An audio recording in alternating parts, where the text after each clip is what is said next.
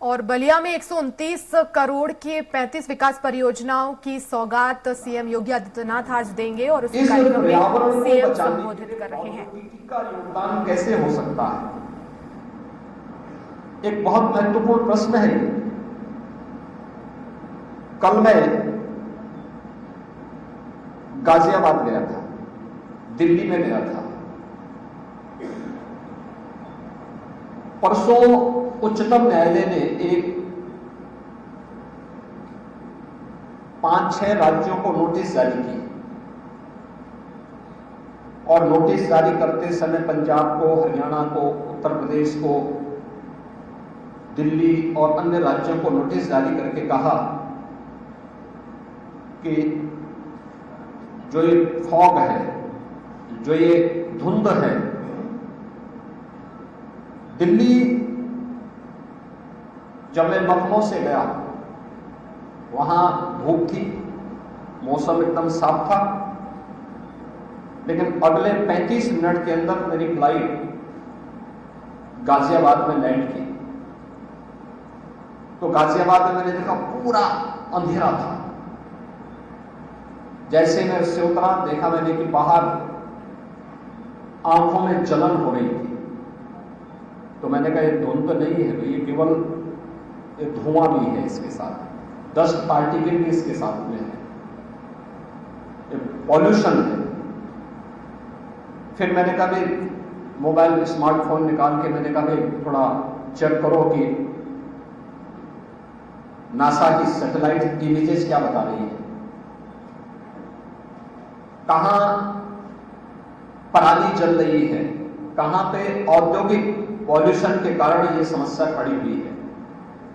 पंजाब के ऊपर पूरी तरह रेड कलर से रंगा हुआ था, हरियाणा का भी उत्तरी क्षेत्र पूरी तरह रंगा हुआ था, और जैसे ही हवा का झोंका वहां से चला, दिल्ली पूरी तरह अंधकार में डूब चुकी थी। ये चीजें क्या दिखाती है कि हमने विकास तो किया, लेकिन उस विकास के अनुरूप तकनीक हमने विकसित नहीं की।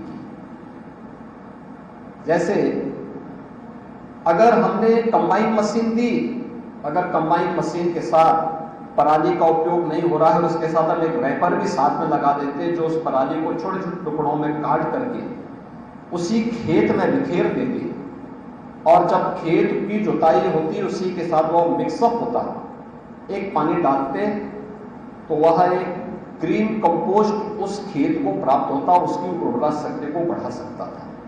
लेकिन हो क्या रहा है, आग लगाने से खेत की उर्वरा शक्ति पर भी असर पड़ रहा है, और साथ साथ पर्यावरण के लिए भी वो एक खतरनाक जहरीली गैस पैदा करके, जहरीली धुआं पैदा करके पूरी तरीके से, जैसे ही हवा का दबाव कम होगा तो पूरे क्षेत्र को अपने आगोश में लेकर के वहां पे उसको एक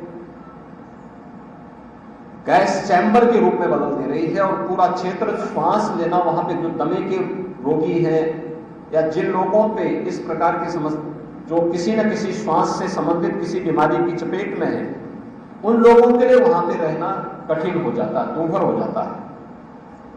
लेकिन स्थानीय स्तर पर हम भी प्रयास कर सकते हैं। हम जब सस्टेनेबल विकास की बात करते हैं, याद रखना 2016 में यूएनओ ने पूरी दुनिया के लिए सतत विकास लक्ष्य तय किए थे। उन्होंने कहा कि समग्रता के लिए आवश्यक है